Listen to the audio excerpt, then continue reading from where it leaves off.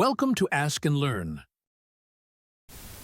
A force of 900 newtons keeps a spring stretched a distance of 0.1 meter.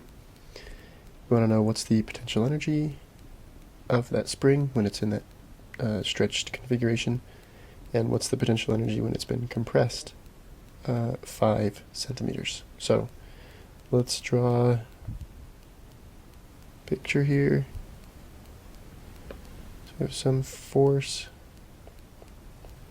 that has caused our spring to stretch this distance x. Okay, so A, what is the potential energy when it's been stretched 0.1 meters? And let's call this distance x1.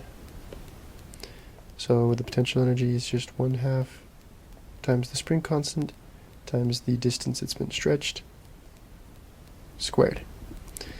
Okay, we don't know what K is, so how are we going to find K? Well, what if we use the spring force equation?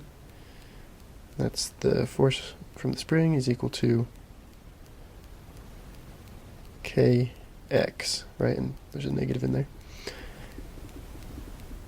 So we can use this because we're told initially a force of 900 newtons keeps a certain spring stretched a distance of 0.1 meters. So, in other words, you're pulling, or some force is pulling 900 newtons to the right to stretch this spring, but it keeps it stretched. It doesn't, it's not accelerating, right? So that means the spring is pulling back with that same 900 newtons, which is this force in our force equation. So the force that the spring pulls is 900 newtons. So 900 newtons equals minus K, and we're going to just get rid of the negative. The 900 would actually be negative, but we're just going to kind of leave the negatives off here, because K should be positive, right? And then times X, 0.1 meters. So K is 9,000 newtons per meter, right? There's your K constant. So now you can use that in your potential energy equation. 1/2 times 9,000 times 0.1 squared, and we get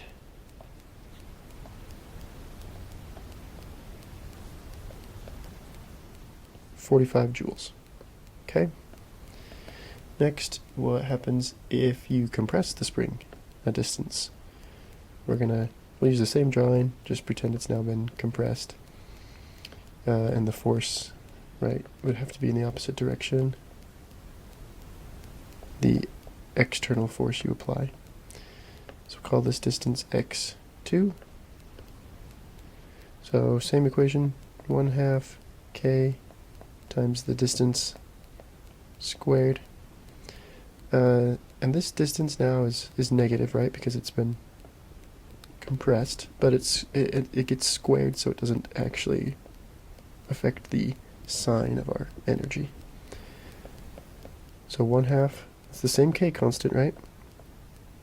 We only had to calculate that once, times, and now we're going 5 centimeters, so 0.05, because we need it in meters squared. Well, it's negative, but like I said, the negative doesn't stay.